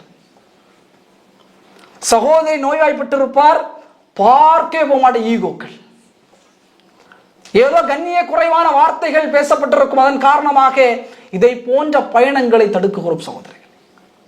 அல்லாஹ் ஸல்லல்லாஹு அலைஹி வஸல்லம் சொன்னார்கள், இந்த பயணத்திற்கு அல்லாஹ்விடத்தில் இருக்கக்கூடிய மதிப்பு என்பது அல்லாஹ்வின் நேசம், சாதாரண விஷயம் அல்ல. இந்த இரத்த உறவுகளோடு நாம் இருக்கும்போது என்னுடைய அண்ணன், என்னுடைய தம்பி, என்னுடைய அக்கா, என்னோட தங்கச்சி என்பதல்ல அங்க நேசம். அல்லாஹ்வுக்காக நேசிக்கிறேன், அல்லாஹ்வுக்காக நான் அவர்களை நேசிக்கிறேன். உமர் இப்னு கத்தாப் ரலியல்லாஹு தஆலா அன்ஹு, அவருக்கு ஒரு சகோதரர் உண்டு, ஸைத் இப்னு கத்தாப். உமர் ரலியல்லாஹு தஆலா அன்ஹு பிறந்து வாலிபனாக இருக்கும் பொழுது அவருடைய தந்தை கத்தாப், உனக்கெல்லாம் மாடு மேய்க்க கூட லாய்க்கற்றவன் உமரை என்பதாக மக்காவினுடைய மலைக்குன்றில் வைத்து பேசினார். உனக்கெல்லாம் ஆடுகளை கூட சரியாக மேய்க்க முடியாது கத்தாப் உமரே. அவருடைய வாப்பெல்லாம் வளர்த்தல, உமரை வளர்த்தியது அவருடைய சகோதரன் ஸைத் இப்னு கத்தாப். சஹாபாக்களுடைய வாக்கு நிறைய பார்க்கிறோம். போன வாரம் ஜாபிர் அப்துல்லா ரலியல்லாஹு அன்ஹு அவர்தான் 9 சகோதரி. அவங்க 9 சகோதரி திருமணம் முடித்து கொடுத்ததும் அப்துல்லா இப்னு ஜுபைர் அவருக்கும் சகோதரிகள் உண்டு. அவர்களெல்லாம் என்னுடைய சகோதரி என்பதற்காக அல்ல, அல்லாஹ்வுக்காக நேசிக்கிறேன். உமர் ரலியல்லாஹு தஆலா அவ்வளவு பாசம் அண்ணன் மீது. ஸைத் இப்னு கத்தாப் அவரை வளர்த்தியவர், காசு பணம் கொடுத்து அவரை வளர்த்தியவர் ஸைத் இப்னு கத்தாப். உஹதுடைய போர்க்களம் நன்றாக பாருங்கள், எந்த அளவிற்கு நேசங்கள் அல்லாஹ்வுக்காக இருக்கிறது என்று பாருங்கள். 2 பேரும் இஸ்லாத்துக்கு வந்து விட்டார்கள். ஸைத் இப்னு கத்தாப் முதலில் வருகிறார், அடுத்ததாக தான் இப்னு உமர் ரலியல்லாஹு தஆலா உள்ளே வருகிறார்கள். உஹதுடைய போர்க்களம் படைசூழ இருக்கும் பொழுது ஒரே ஒரு கவச ஆடை மட்டும் தான் இருக்கிறது. அண்ணன் சொல்கிறார் தம்பியிடத்தில், நீ வைத்துக்கொள், நீ போராடு, எனக்கு ஆர்மர், அதாவது கவசம் போட்டால் கத்திகள் பட்டால் வெட்டுப்படாது. அண்ணன் சொல்கிறார் உமரை பார்த்து, உமரை நீ அணிந்து கொள், நான் எனக்கு கவசம் வேண்டாம், நான் போராடுகிறேன். உமர் சொல்லுகிறார், இல்லை இல்லை நீங்கள் அணிந்து கொள்ளுங்கள், நான் போட மாட்டேன். அல்லாஹ்வுக்கான நேசங்கள், அல்லாஹ்வுக்காக நேசித்த நேசங்கள். இருவரும் மாறி மாறி சொல்லுகிறார்கள், நீங்கள் போடுங்கள், இல்லை நான் போட மாட்டேன், நீங்கள். இருவரும் சொல்லுகிறார்கள். கடைசி 2 பேருமே அதை போடல. 2 பேரும் போடாமல் உஹதுக்குள்ளே நுழைந்தார்கள். இருவரும் அந்த போர்க்களத்திலே போராடினார்கள். இந்த நேசம் எந்த அளவிற்கு இருக்கிறது என்று சொன்னால், யமாமாவுடைய போர்க்களம் வருகிறது, தன்னுடைய சகோதரனோடு பயணிக்கக்கூடிய ஒரு நேசம் இருக்கிறது சகோதரர்களே. சகோதரியோடு அது அல்லாஹ் கொடுத்த இந்த இரத்த பந்தத்தினுடைய நேசம் என்பது அது வந்து ஒரு அழகான ஒன்று. நம்ம அதை வந்து சாதாரணமாக தட்டி கழிக்கிறோம். உங்களுக்கு என்று ஒன்று வந்தால் அது துடிக்கும், அதனால தான் இரத்த உறவு என்பதாக சொல்வார். உங்களுக்கு ஒரு கஷ்டம் வந்தால், நீங்கள் ஜனாசாவாக நீங்கள் நோய்வாய்ப்பட்டால் அங்கே ஒரு உள்ளம் பதறும். யமாமாவுக்கு அனுப்புகிறார்கள். முசைலா என்கிற ஒரு ரசூலுல்லாஹ்வுடைய மறைவுக்கு பிறகு அபூபக்கர் ரலியல்லாஹு ஆட்சி காலத்தில் தன் நபியாக சொல்கிறான், நான் அதான் நபி என்பதாக. மக்கள், பெரும்பாலான மக்கள் அவன் பக்கம் செல்லக்கூடிய வகையில் ஹாலித் வலீத் ரலியல்லாஹு தன்னுடைய தலைமையிலே அவனை எதிர்கொள்வதற்காக படை செல்கிறது. படை வெற்றி பெற்று மீண்டு உள்ளே வரும் பொழுது, படையெல்லாம் அணிவகுத்து வரும்பொழுது அபூபக்கர் எல்லோரும் மக்களையும் வரவேற்கிறார்கள். அந்த போர்க்களத்தில் கிட்டத்தட்ட 70 சஹாபாக்கள், ஹாஃபிதுகள், வாலிபர்கள், குர்ஆனை மரணம் செய்த 70க்கு மேற்பட்ட வாலிப சஹாபாக்கள் மரணித்தார்கள். அதிலிருந்து தான் குர்ஆனை தொகுப்பதற்கான மஷூரா தொடங்கியது. தேடுகிறார்கள் ஸைத் இப்னு கத்தாபை. எங்கே?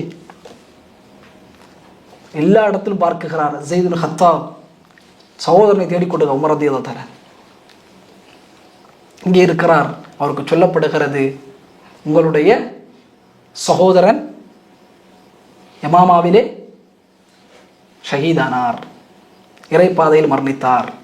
சொன்ன உடனேயே உமர் ரலியல்லாஹு தஆலாவுடைய கண்கள் நிரம்பியது. அல்லாஹ்விடத்திலே அந்த அவருடைய உடலை பார்த்து சொன்னார்கள், அல்லாஹ் என்னுடைய சகோதரனுக்கு கருணை காட்டுவாயாக,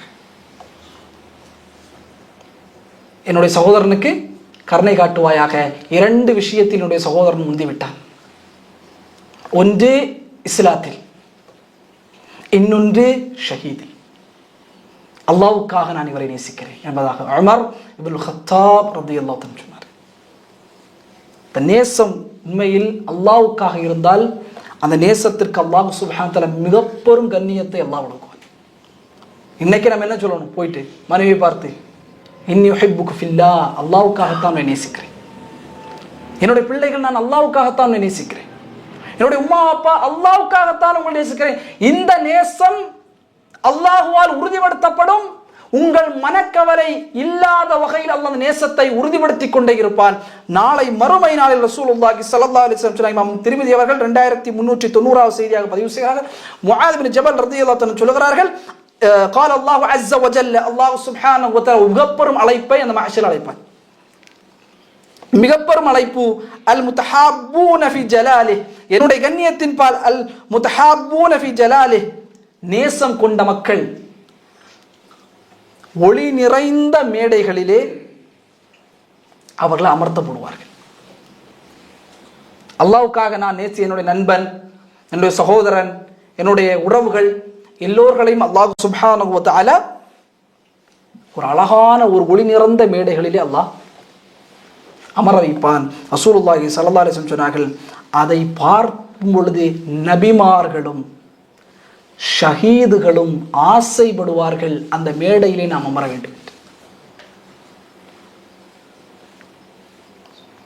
அந்த மேடையில் அல்லாஹ்வுக்காக நேசம் கொண்ட மக்கள் அந்த மேடையை பார்த்து மிகப்பெரும் அளவிற்கு விரும்புவார்கள். இந்த நிலையை நாம் அடைந்திருக்க வேண்டும் என்பதாக ரசூலுல்லாஹி ஸல்லல்லாஹு அலைஹி வஸல்லம் அவர்கள் சொல்லி காட்டினார். அன்பிக்கினியவர்களே, அல்லாஹ்வுக்காக நம்முடைய நேசங்களை நாம் அமைக்க வேண்டும். யாராக இருந்தால் இந்த உலகத்தில் முஃமினான ஆண் அல்லது ஒரு முஃமினான பெண்கள் அவர்களை நாம் நேசிக்கும் பொழுது இந்த நேசம் அல்லாஹ்வின் பால் இருக்க வேண்டும். கணவன் மனைவியும் அந்த நேசத்தையே மேற்கொள்ள வேண்டும்.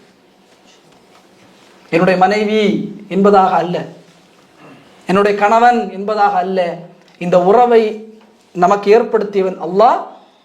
எனவே நான் அல்லாஹ்வுக்காகத்தான் உங்களை நேசிக்கிறேன். இமாம் புகாரி அவர்கள் 1968வது செய்தியாக இந்த செய்தியை பதிவு செய்கிறார்கள். ரசூலுல்லாஹி ஸல்லல்லாஹு அலைஹி வஸல்லம் மதீனாவுக்கு ஹிஜ்ரத் வருகிறார்கள். வந்தவுடனே சல்மான் அல் ஃபாரிசி ரலியல்லாஹு தஆலா அவர்களுக்கும் அபூ தர்தா ரலியல்லாஹு தஆலா அவர்களுக்கும் இருவருக்குமே தோழமையை ரசூலுல்லாஹி ஸல்லல்லாஹு அலைஹி வஸல்லம் முடித்து கொடுக்குறாங்க. ரெண்டு பேருமே தோழமைப்படுத்துறாங்க. ஏன்னா அவங்க தான் சாப்பாடு கொடுக்கணும். சல்மான் அல் ஃபாரிஸுக்கு தங்குமிடம் சாப்பாடெல்லாம் அபூ தர்தா தான் கொடுக்க வேண்டும். அப்புறம் ஒரு நாள் சல்மான் அல் ஃபாரிசி அபூ தர்தாவுடைய வீட்டிற்குள்ளே நுழைகிறார்கள். உம்மு தர்தா ரலியல்லாஹு தஆலா அன்ஹா, அபூ தர்தாவுடைய மனைவி, தன்னுடைய ஆடைகள் எல்லாம் சரியாக இல்லாமல் ஒழுங்கில்லாமல் இருக்கிறார்கள். அந்த நேரத்தில் ஹிஜாபுடைய வசனம் இறங்கப்படவில்லை. அவங்க நேரடியாக பார்த்து பேசுகிறார்கள். சல்மான் அல் ஃபாரிசி, என்ன நீங்கள் இப்படி அலங்கோலமாக இருக்கிறீங்கன்னு சொன்ன உடனே அவருடைய மனைவி சொன்னார், அபூ தர்தா உலக பற்றற்றவராக இருக்கிறார். அவருக்கு குடும்பம் தேவையில்லை, பிள்ளைகள் தேவையில்லை, மனைவி தேவையில்லை, ஒரே முழுமையாக வணக்க வழிபாடுகளே இருந்து கொண்டிருக்கிறார். தி எக்ஸ்ட்ரீமிஸ்ட். கண்மூடித்தனமாக அல்லாஹ் குடும்பத்தை கொடுத்திருப்பான், அல்லாஹ் வியாபாரத்தை கொடுத்திருப்பான், பிள்ளைகளை கொடுத்திருப்பான், இதெல்லாம் கவனம் செலுத்த மாட்டான். முற்றுமுழுதாக ஒரு வரட்ட ஆன்மீகம். இது இஸ்லாம் வலியுறுத்தக்கூடிய ஒன்று அல்ல. ரசூலுல்லாஹ் கண்டித்தார்கள் இதனை. என்னை விட நீங்கள் எல்லாம் இரையச்சம் கொண்டவர்களாக ஆகவே முடியாதுன்னு ரசூலுல்லாஹ் சொன்னாங்க. ரொம்ப எக்ஸ்ட்ரீமிஸ்டா நீங்க தொழுதிட்டீங்கன்னா என்னை விட இரையச்சம் கொண்டவராக நீங்க ஒருபொழுதும் ஆக முடியாது. இந்த உலகத்தினாதான் இரையச்சத்தின் முதன்மையானவன் இருந்த பொழுது நானும் திருமணம் முடித்திருக்கிறேன், குழந்தைகளை பெற்றிருக்கிறேன், நானும் உறங்குகிறேன், நானும் சாப்பிடுகிறேன், நோன்பு பிடிக்கிறேன் என்பதாக ரசூலுல்லாஹ் சொன்னாங்க. அப்போ அபூ தர்தா அப்படி இருக்கும் பொழுது இதற்கு ஏதாவது ஒன்று செய்ய வேண்டும். சல்மான் ஃபாரிசி அவருடைய வீட்டில் தங்குகிறார்கள். அபூ தர்தா உள்ளே வருகிறார்கள். சாப்பாடெல்லாம் சல்மான் ஃபாரிசி முன்னால் வைக்கப்படுகிறது. சாப்பிடுகிறார்கள். சாப்பிடுவதற்கு முன்பதாக அபூ தர்தா உள்ளே வரும்பொழுது, வாருங்கள் அபூ தர்தா உட்காருங்கள், சாப்பிடுன்னு சொல்லுகிறார். அபூ தர்தா சொன்னால், நோன்பு, நான் அனசாயிம், நான் நோன்பு, நான் சாப்பிட மாட்டேன், நஃபீலா நோன்பு. சல்மான் ஃபாரிசி சொல்லுவார், நஃபீலா நோன்பு பரவாயில்லை, விருந்தினர் வந்தால் அந்த நோன்பை விருந்தினருக்காக நீங்கள் விட்டு விட்டு அவரோடு நீங்கள் விருந்து கழிக்கலாம், பிரச்சனை இல்லை, வந்து அமருங்கள் என்று சொல்கிறார். இல்லைன்னா நான் சாப்பிட மாட்டேன். உடனே அவரும் உட்கார்ந்து சாப்பிடுகிறார்கள். சாப்பிட்டு முடிந்ததற்கு பிறகு உறங்கச் செல்கிறார்கள். இரவினுடைய முதல் பகுதி வருகிறது. அபூ தர்தா எழுப்பி தொழ ஆரம்பிக்கிறார். சல்மான் ஃபாரிஸ் சொன்னார், தொழுவதற்கு இது நேரம் இல்லை, உறங்குங்கள். அவரும் உறங்குகிறார். இரவினுடைய இரண்டாவது பகுதி வருகிறது. தொழுகைக்காக அபூ தர்தா எழும்புகிறார்கள். மீண்டும் சல்மான் ஃபாரிஸ் சொன்னார், இப்பொழுது நேரம் இல்லை தொழுவதற்கு, உறங்குங்கள், இன்னும் நேரம் இருக்கிறது. இரவினுடைய கடைசி பகுதி வருகிறது. சல்மான் ஃபாரிசி அபூ தர்தாவை எழுப்பி, இதுவான் தொழுகைக்கான நேரம், வாருங்கள் தொழுங்கள் என்பதாக தொழுகைக்கு இருவரும் தொழுது முடித்ததற்கு பிறகு சல்மான் ஃபாரிசி சொன்னார்கள், யா அபூதர் இன்னலி ரப்பிக அலைக ஹக்கன், உன்னுடைய ரப்புக்கான ஹக்குகள் இருக்கிறது. வ நஃப்ஸிக அலைக ஹக்கன், உன்னுடைய நஃப்ஸுக்கான ஹக்குகள் இருக்கிறது. வ அஹ்லிக அலைக ஹக்கன், உன்னுடைய குடும்பத்திற்கான ஹக்கு இருக்கிறது. வஅதி குல்லதி ஹக்கின் ஹக்கஹு, அந்த ஹக்குகளை நீ கொடுக்கக்கூடியவனாக நீ இருக்க வேண்டும் அபூதர் என்பதாக, அபூ தர்தாவே என்பதாக சல்மான் ஃபாரிசி ரலியல்லாஹு தஆலா அன் அபூ தர்தாவை பார்த்து சொன்னாங்க. அபூ தர்தா கேட்ட உடனே ரசூலுல்லாஹ்ட்ட, என்னுடைய அமல்களை நீங்கள் தடுத்து விட்டு என்று நான் சொல்லுவேன் என்று சொல்லி ரசூலுல்லாஹ்வை ஃபஜ்ருக்கு பின்னால் சந்தித்து ரசூலுல்லாஹ் சொல்றாங்க, யா ரசூலல்லாஹ், நான் நஃபிலா நோன்பு பிடித்தேன், சல்மான் அந்த நோன்பை விட சொன்னார். நான் இரவு முதல் பகுதியில் எழுந்தினேன், இரண்டாவது பகுதியில் தொழுவதற்காக எழும்பினேன், தடுத்தார். இப்படி என்னிடத்தில் சொன்னார், ரப்புக்கான ஹக்கு இருக்கிறது, உன்னுடைய நஃப்ஸுக்கான ஹக்கு இருக்கிறது, உன் குடும்பத்திற்கான ஹக்கு இருக்கிறது, அந்த ஹக்கை நீ கொடு என்பதாக சல்மான் என்னை பார்த்து சொன்னான் என்று சொன்ன உடனே ரசூலுல்லாஹி ஸல்லல்லாஹு அலைஹி வஸல்லம் சொன்னார்கள், சதக சல்மான், சல்மான் உண்மையை சொல்லிவிட்டார். நீ என்னிடத்தில் என்ன சொன்னாலும் உண்மையில் சல்மான் தான் உண்மையை சொல்லியிருக்கிறான். ரப்புக்கு என்று ஒரு ஹக்கு உண்டு, உன் நஃப்ஸுக்கு என்று ஒரு ஹக்கு உண்டு, தேவை உண்டு, உன்னுடைய குடும்பத்திற்கும் தேவைகள் உண்டு. அந்தந்த ஹக்குகளை சரியான முறையிலே கொடுக்கக்கூடியவனாக இருக்க வேண்டும். இதை கேட்ட மாத்திரம்தான் அபூ தர்தா ரலியல்லாஹு தஆலா அன், உம்மு தர்தா ரலியல்லாஹு தஆலா அன் சிறந்த ஜோடிகளாக வாழுகிறார்கள். நேசம் அவ்வளவு பரிமாற்றப்படுகிறது. எந்த அளவிற்கு என்று சொன்னால், அபூ தர்தா மௌத்துடைய படுக்கையை அடைகிறார், உம்மு தர்தா அருகில் இருக்கிறார்கள். அவரிடம் சொல்லப்படுகிறது, என்னுடைய கணவரே, உம்மு தர்தா சொல்கிறார்கள், அல்லாஹ்வுக்காக நேசித்த நேசங்கள், என்னுடைய கணவரே, நாம் இந்த உலகத்தில் இருவரும் இணைந்து பயணித்தோம். நிஜமானா நாம் ரெண்டு பேரும் இணைந்து நாம் பயணித்தோம் இந்த உலகத்தினுடைய வாழ்க்கையில். நான் ஆசைப்படுகிறேன், உங்களுக்கு வாக்களிக்கிறேன், சொர்க்கத்திலும் அல்லாஹ் நம்மை திருமணம் முடித்து ஜோடிகளாக எப்படி உலகத்தில் ஆக்கினானோ அப்படியே அல்லாஹ் ஆக்க வேண்டும் என்று நான் விருப்பப்படுகிறேன், உங்களுக்கு வாக்கு என்பதாக உம்மு தர்தா ரலியல்லாஹு தஆலா அன்ஹா அபூ தர்தாவை பார்த்து சொன்னாங்க. இதல்ல விஷயம், மனைவி சொல்லிட்டு நிக்கல, மூத்தாயிரது அபூ தர்தா மூத்தாயிரர். முஆவியா ரலியல்லாஹு தஆலா அன்ஹு பெண் கேட்டு, உம்மு தர்தாவை பெண் கேட்டு ஆட்கள் அனுப்புகிறார்கள்.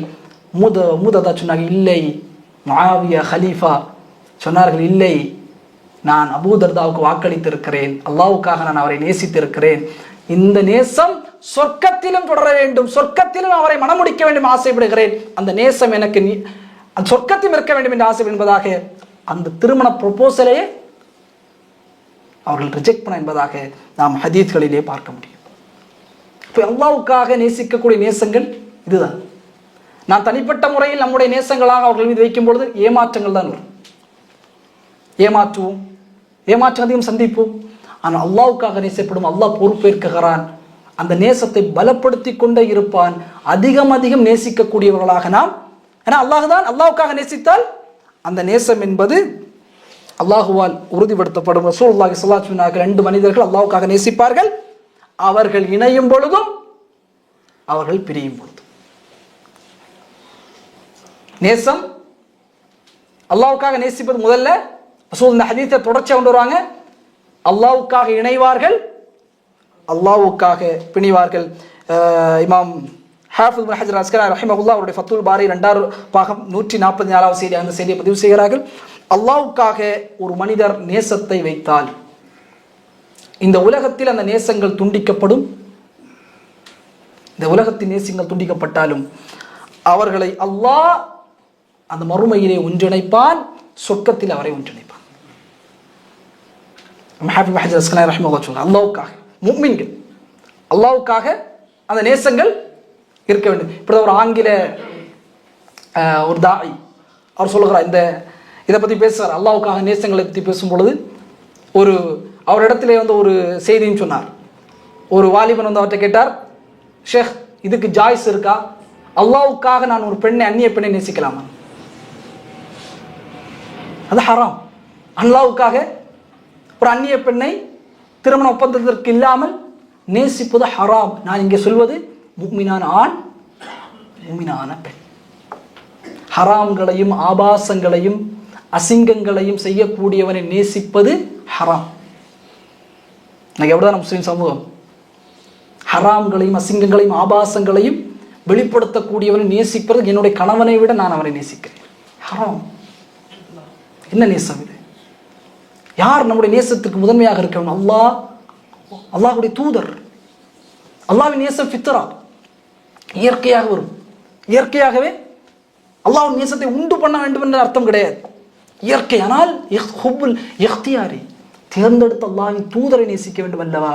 எவ்வளவு நேசங்கள் அல்லாஹ்வின் தூதரின் மேல் ஈர்க்கப்பட்டிருக்கிறது. ஆபாசங்களை நடிக்கக்கூடியவன், அசிங்கங்களை நடிக்கக்கூடியவன், உம்மத்தை சீர்குலைக்க வேண்டும் என்கிற எண்ணத்தோடு செயல்படக்கூடியவனுக்கு பின்னால் நேசன், முஃமின், தொழுகையாளி, அவனுக்காக நின்று பேசுகிறான். ஓட்டு போடு போ,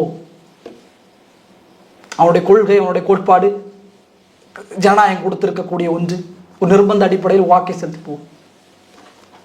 ஆனால் அவனுக்காக மல்லு கட்டி நிற்கிறான். இல்லை, அவன்தான் என்னுடையவன், அவனை நேசிக்கிறேன், அவன் எப்படி என்று இந்த நேசங்கள் ஹராம். உண்மையைத்தான் நாம் நேசிக்க, காஃபிர்கள் நேசிக்கக்கூடாது என்ற அர்த்தம் அல்ல அது. அவருடைய நேசிக்கலாம். இஸ்லாத்திற்கு எதிராக இருக்கக்கூடியவர்கள், இஸ்லாத்தை அழிக்க வேண்டும் என்ற நோக்கத்தில் பயணிக்கக்கூடியவர்கள், ஆபாசங்களையும் அசிங்கங்களையும் உம்மத்திற்குள்ளே நுழைக்கக்கூடியவர்கள், இவர்கள் மீது நேசம் வைப்பது ஹராம். ரசூலுல்லாஹ் மீது நேசம். அபூ அய்யூப் அல்-அன்சாரி ரலியல்லாஹு தஆலா, அபூ அய்யூப் அல்-அன்சாரி ரலியல்லாஹு தஆலா, சிறந்த நபித்துவ சகோதரர்களுடைய வரலாறை எல்லாம் நாம் படிக்க வேண்டும். எவ்வளவு அவருடைய மௌத்துடைய நேரம் நீங்கள் பார்த்தால், அவ்வளவு ஒரு 90 வயதில் ஒரு ஜிஹாத் செய்து பார்த்திருக்கிறீர்களா? அந்த ஜிஹாத் கப்பலில் முஆவியாவோடு, முஆவியாவுடைய மகன் யார், யஸீதோடு இஸ்தாம்புல் ரசூலுல்லாஹ் சொன்னார்கள், கப்பலில் ஒரு பயணம், ஜிஹாதுக்காக செல்வார்கள். அதை வழிநடத்தக்கூடிய அமீர் சிறந்தவர், அந்த படை சிறந்த படை. ரசூலுல்லாஹ்வால் நர்மாராயம் சொல்லப்பட்ட ஒரு படை முஆவியா ரலியல்லாஹு அன்ஹுடைய தலைமையில் கிளம்புகிறது யஸீதோடு.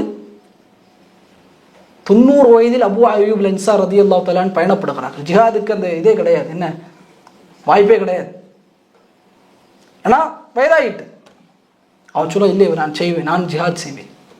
90 வயதில் கடல் பயணம் உங்களுக்கு தெரியும், ரொம்ப கஷ்டம், மாந்தி அதிகமாக வரும், மண்ட தலை சுத்தும். இது 90 வயது என்றால் நோய்வாய்ப்படுகிறார்கள். உடனோடு நபித்துலக தாபிஈன்கள் எல்லாம் இருக்கிறார்கள். யஸீத் வருகிறார் அருகில், மூத்துடைய இறுதி படுக்கையில் என்ன சொல்ல வேண்டும்?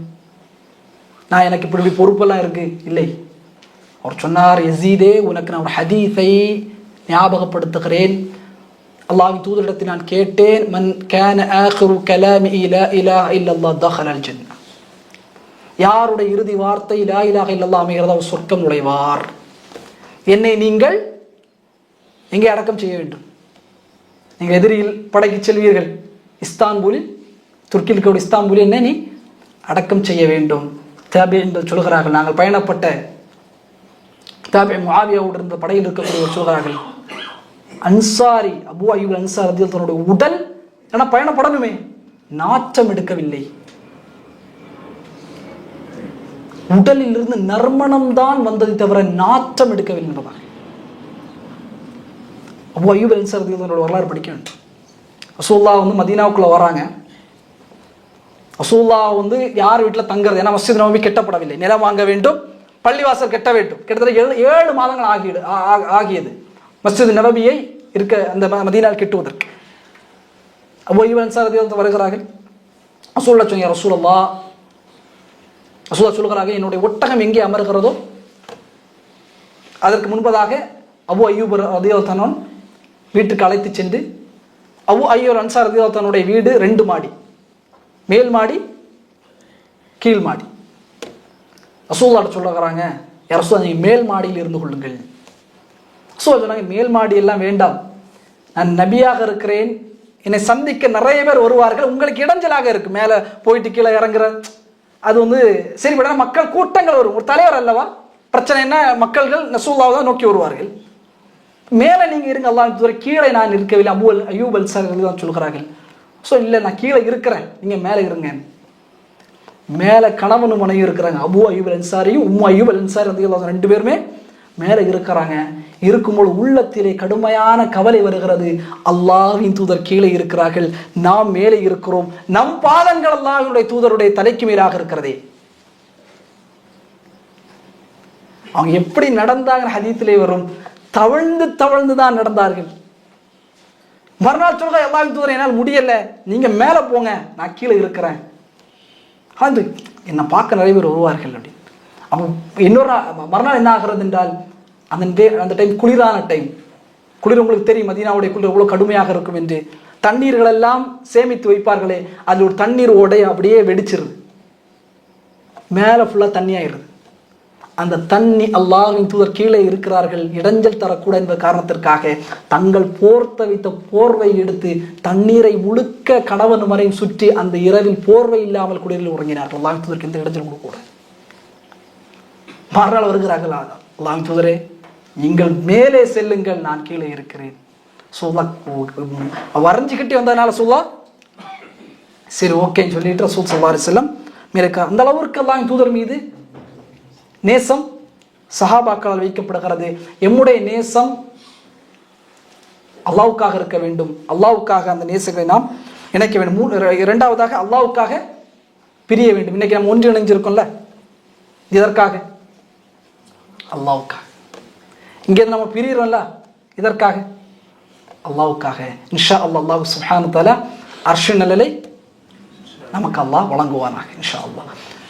இன்னொரு விஷயம், அல்லாஹ்வுக்காக பிரிவதில் பாவம் செய்கிறான் ஒரு நண்பன். நம்ம நபி ரஹ்மத்துல்லாஹி சொல்கிறார்கள், பாவம் செய்கிறான் ஒரு நண்பன், அவன்கிட்ட நம்ம எவ்வளோ எடுத்து சொல்றோம், ஆனால் அவனுடைய பாவங்கள் நம்மை பாதிக்கக்கூடிய நிலைமையில் இருந்தால், என் நண்பன், என் ஃப்ரெண்டை போல யாருமே கிடையாது, நான் அவன் சின்ன வயசுலேருந்து வளர்ந்து, ஆனால் அவன் சிகரெட்டு பிடிக்கிறான், உன்னை அந்த பாவம் பாதிக்கும் நிலை வந்தால் அவன் செயல்பாடுகளை வெறுத்து அல்லாஹ்வுக்காக பிரிந்தால் அர்ஷின் நிலை அல்லாஹ் சுப்ஹானஹு வ தஆலா வழங்குவான். யார் இந்த பாவங்கள் நம்மை அது பாதிக்கக்கூடிய நிலைமை வருகிறது என்பதை அறிந்து விட்டார் என்று சொன்னால் அவர் அல்லாஹ்வுக்காக அவரிடத்திலிருந்து பிரிய வேண்டும். நம்முடைய நேசம் யாருக்காக இருக்கணும்? முதல்ல அல்லாஹ்வுக்காக. அல்லாஹ்வுக்காக நேசங்களை உண்டாக்க வேண்டும், அல்லாஹ்வுக்காக இணைய வேண்டும், அல்லாஹ்வுக்காக பிரிய வேண்டும். இந்த 4வது கூட்டத்தாரை ரசூலுல்லாஹி ஸல்லல்லாஹு அலைஹி வஸல்லம் அவர்கள் அடையாளப்படுத்தினார். என் நம்பிக்கையே இல்லாமல்ல அல்லாஹுவின் நல்லடியார்களே, அர்ஷின் நிழலை அல்லாஹ் சுப்ஹானஹு வ தஆலா 7 கூட்டத்தார்களுக்கு அல்லாஹ் வழங்குவார். அதில் முதலாவர் அல் இமாம் ஆதில், நேர்மையான தலைவர், பொறுப்பில் நேர்மை கடைபிடித்தவர், அவருக்கு அல்லாஹ் கொடுப்பான். இரண்டாவதாக ஷாபுன் நஷஹ ஃபீ இபாதத்தில்லாஹ், அல்லாஹ்வினுடைய பாதையில் தன்னுடைய வாலிபத்தை அளித்தவன். மூன்றாவது தன்னுடைய உள்ளத்தை பள்ளிகளில் தொங்கவிடப்படக்கூடிய மனிதர்கள். நான்காவதாக அல்லாஹ்வுக்காக நேசங்களை உண்டாக்கக்கூடிய, அல்லாஹ்வுக்காகவே இணைவார்கள், அல்லாஹ்வுக்காகவே பிழிவார்கள். இத்தகைய பண்புகளை சுமந்த நன்மக்களாக இல்லாமல் அல்லாஹ் சுப்ஹானஹு வ தஆலா நம்மை ஆக்கியல் புரிவாராக இன்ஷா அல்லாஹ். 3 கூட்டத்தார்கள் இன்னும் பாக்கி இருக்கிறது. அடுத்த வகுப்பில் இன்ஷா அல்லாஹ் நாடில் அதை எடுத்து அல்லாஹ்வினுடைய வருகை மறுமையில் எவ்வாறு இருக்கும் என்பதை குறித்து இன்ஷா அல்லாஹ் பார்த்துவிட்டு அடுத்தடுத்து சொர்க்கத்தினுடைய அந்த சாபிகூன் அஸ்ஸாபிகூன் முற்பட்ட மனிதர்கள் யார், அஸ்ஹாபுல் யமீன் வலது பக்க மக்கள் யார், எவ்வாறு விசாரணை நடைபெறும், எவ்வாறு அவருடைய ஏடுகள் வழங்கப்படும், எவ்வாறு மீசானுடைய தராசு ஆக்கப்படும், எவ்வாறு அல்லாஹ் தனித்தனியாக விசாரணை செய்வான், அவர்களை அல்லாஹ் சொர்க்கத்தின் எவ்வளவு ஒன்றிணைப்பான் என்கிற குறித்து இன்ஷா அல்லாஹ் வரக்கூடிய காலங்கள் எல்லாம் நாடினால் பார்ப்போம். எல்லாம் அல்லாஹ் சுப்ஹானஹு வ தஆலா வாலிப பருவத்தை அல்லாஹ்வுடைய பாதையை கழிக்கக்கூடிய நன்மக்களாக நம் அனைவரையும் ஆக்கில் புரிவானாக.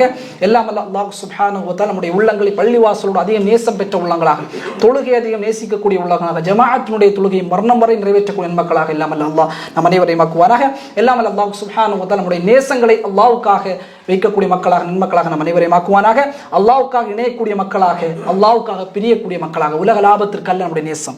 அவன்கிட்ட காசு கிடைக்கும், அவன்கிட்ட பணம் கிடைக்கும், அவன்கிட்ட நம்ம அதிகாரம் கிடைக்கும், இந்த நேசம் பொய்யான நேசம். அல்லாஹ் ஏமாற்றத்தை அளிப்பார். முஃமின் அந்த நேசம் அல்ல.